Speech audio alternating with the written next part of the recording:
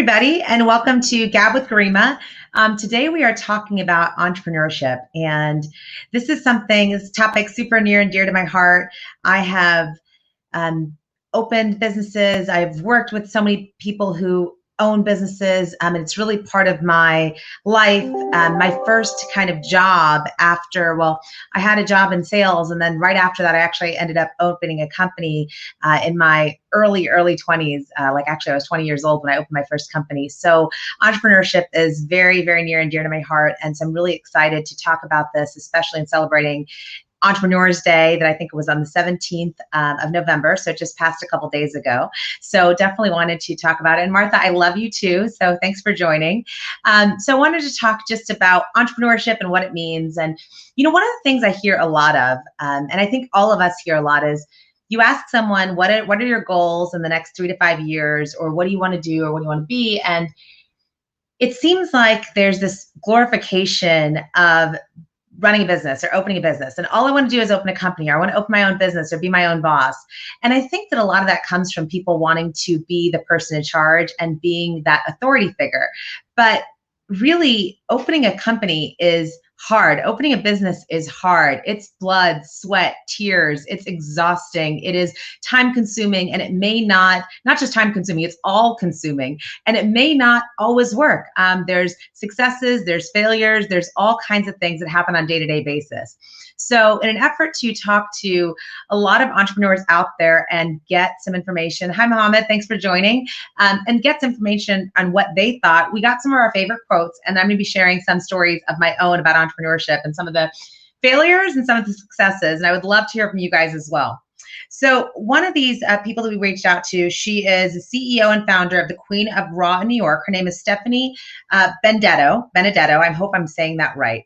And this is her quote: "Don't be afraid. Don't be afraid to take risks. Put your ideas out there and test your solution in the market. These are important steps to being able to improve your offering and iterate your product effectively."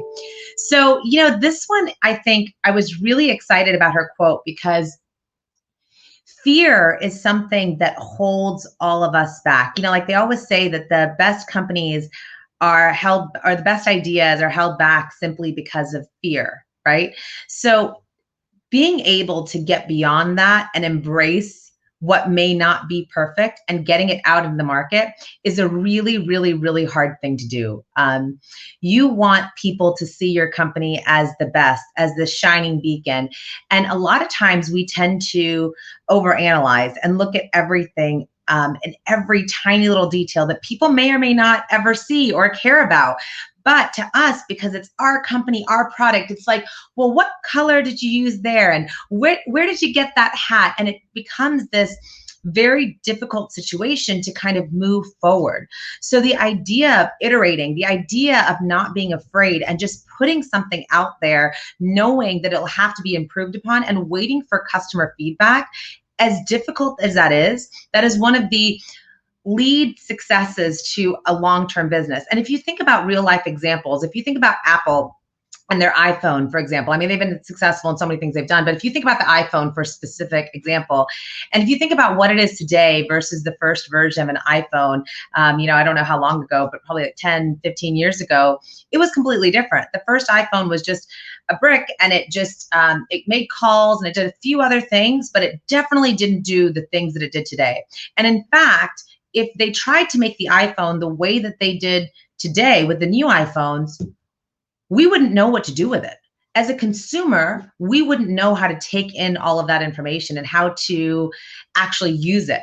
So it's so important to iterate, to be like, okay, I'm just going to get it out, and it's not going to be perfect, but the market, the customers, they're going to tell me what I need to do, how I need to improve, how I need to make this better. Because maybe I think that the most important feature is going to be the camera. Maybe I think that that's the most important feature. But then I get customer feedback, and the customer feedback is like, well, actually the most important feature is digital voicemail, right? How would I know that unless I've tested the market? So not being afraid and getting your product out and iterating on that product over and over and over again and putting it out there, even when it is not totally 100% perfect, is kind of the first key that we got. And that was such a great quote from Stephanie, so I appreciate it. So the next quote I have is from Anna Radulowski. and I hope I'm saying that right. I'm so sorry if I'm not. She's the co-founder and CEO of Women Tech Network. And she said, the best thing about being an entrepreneur is to be able to create the world you want to be a part of, to be a change maker and to positively impact lives of others globally. So, you get to create, it's great to run a business because you get to create that atmosphere. You get to come together and say, hey, this is how I like to work. This is how I want to respect people. And when you think about great organizations and you think about these lists about best places to work, all of the time it's about their employees and understanding that your team members, your colleagues, your employees, they make or break you. You can have the best service, you can have the best product in the world, but if you don't have the best team in the world and you don't treat them right, you're definitely not going to be moving as quickly as you'd like to in your company, or maybe not at all, unless you plan on doing everything yourself. And a lot of times, we've talked about this in previous episodes about creating change and really motivating your employees and motivating and inspiring those around you to level up. And that's what this is about. It's impacting people's lives, impacting the world in a bigger sense. And what are you doing? What is your purpose? What are you bringing into the world? And this idea, I don't know how many of you read The Secret, but this idea of putting this positive energy out in the world and getting it back in return tenfold, that's what this is about. How do you do that? How do you create that world? How do you create that positivity? How do you continue to go forward in those veins? So thank you so much, Anna, for that quote. One of the things that I like to talk about a lot in terms of entrepreneurship is, there's Gary Player is a famous golfer. Does anybody know who Gary Player is? Maybe not. It's not like I'm a big golfer, but I definitely have heard a lot about Gary Player. He is one of the golf greats. And he was playing a game of golf one day and he was practicing, and there was a bunch of people Jesse does, that's good. So there was a bunch of people watching him practice. And this gentleman, this young gentleman, maybe in his 20s, said, hey, I wish I could hit the ball like you. I wish I could hit the ball like you, because you hit the ball so well. I wish that I could do that. And he turned, and I guess he was having like a particularly bad day. And I might get this quote wrong, but he said something about, are you willing to put in the work? Because you know what it takes? I'm out here at 5 a.m. with one bucket of balls. I hit through that bucket of balls until my hands bleed. Then I bandage them and I go back and I hit another bucket of balls to perfect my stroke. And then I go work out. And then I eat, sleep, live, drink, golf. That is what I do. That is my profession. That is my passion. That is my world. And that is how I hit a ball the way that I hit the ball. So if you want to hit the ball like I do, stop wishing for it, actually take action. And to me, that's always been so powerful, because it's so easy to look around and to see people who are greatly successful and see people who run businesses and be like, man, I wish I could be them. But the struggle, what they did to get there, is usually immense. And are you willing to make that sacrifice? Are you willing to work that hard? Are you willing to go to the next level by doing what's necessary and being so uber focused on that one goal? For example, hitting the ball. Is that something that you're going to do to get to that next level? And if you really are looking to be an entrepreneur or to run a business or open a company, you have to ask yourself, are you willing to do what it takes? Are you willing to be so focused on just that business, and whether it's going well or going not so well, whether customers are liking what you have, whether the market is telling you no, still having that belief, that passion, that knowing, that know-how that I'm going to make it, that confidence that no matter what, you will make it. And if you talk to so many entrepreneurs, and we've got a list of quotes, and we're going to go through a couple more of these because they're just really, really impactful. But when we talk to all of them, it's not just about, oh my gosh, it's so great, I run a company and it's awesome because, I get to tell people what to do. That's not 99.99% of them will not say that. They'll talk about the hard times. They'll talk about the struggle. They'll talk about how they got there, the roadblocks, the adversity, and how they deal with that on a day-to-day basis, and how they're in this all-consuming space of that business, of that world. And that's how they get to the top. And that's how they're able to run a successful organization or build a successful business. So, I've got another one from Aditi Balbir. She's the CEO and founder of V Resorts in India. And she said, entrepreneurship is an art revealed solely by the grit of a chisel rather than the impatience of a hammer.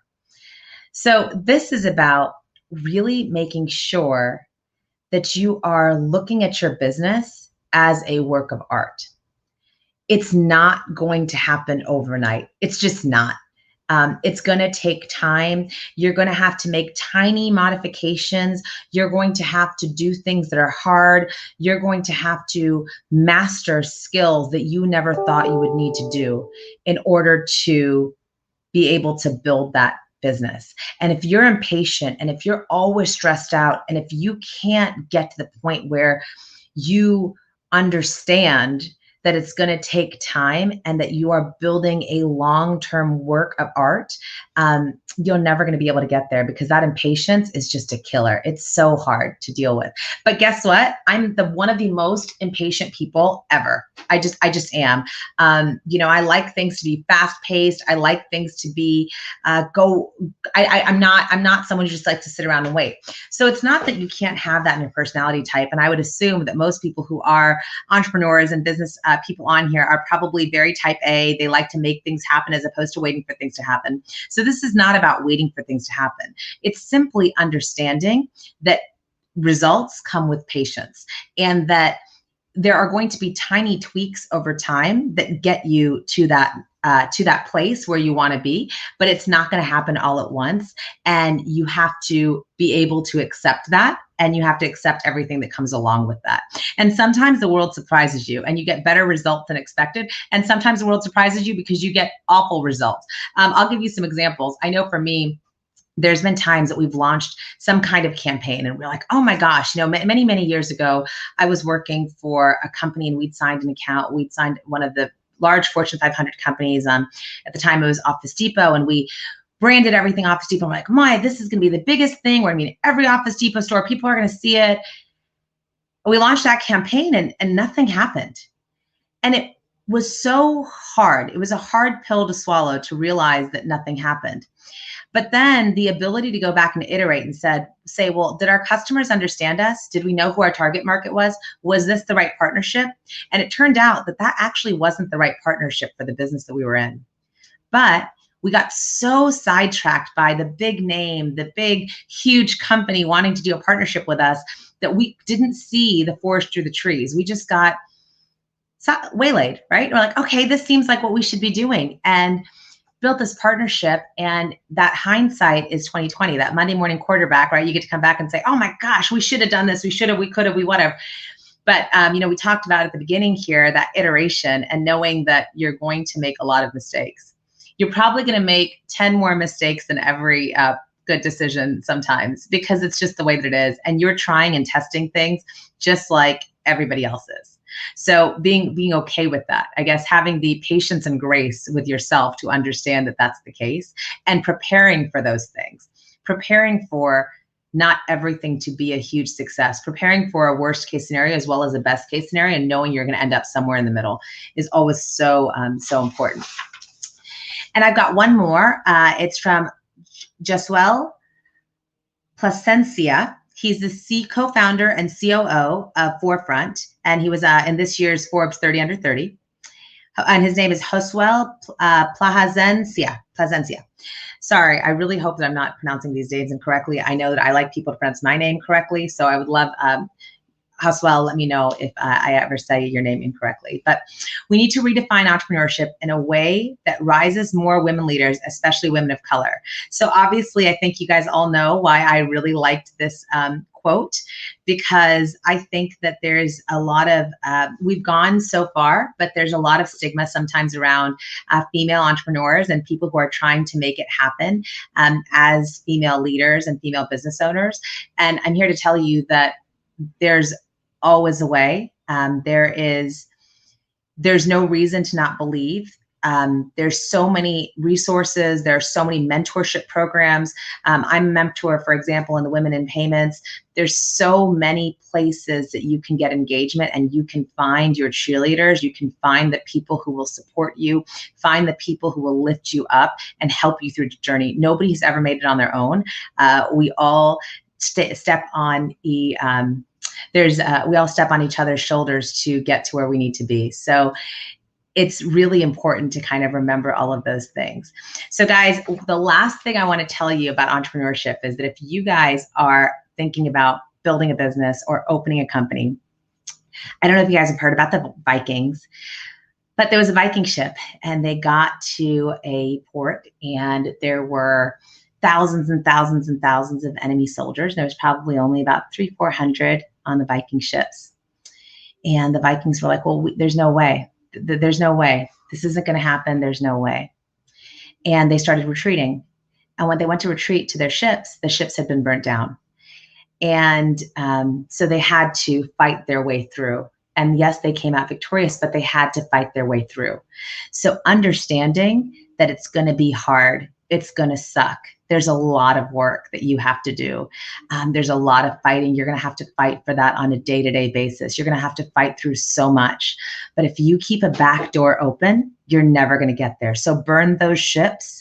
Make a decision, believe in yourself, believe in your passion, find people who are like-minded individuals who can raise you up, take advice from them, but do what your gut tells you. Follow your heart, follow your journey, and you will get there and you're going to build something amazing. So I'm really excited to see all of the new wonderful entrepreneurs who will be budding soon, and all of the ones who have already done such an amazing job building these platforms that we have today. And so just want to thank you guys all for your time. Does anybody have any questions? And if not, we're going to end this broadcast.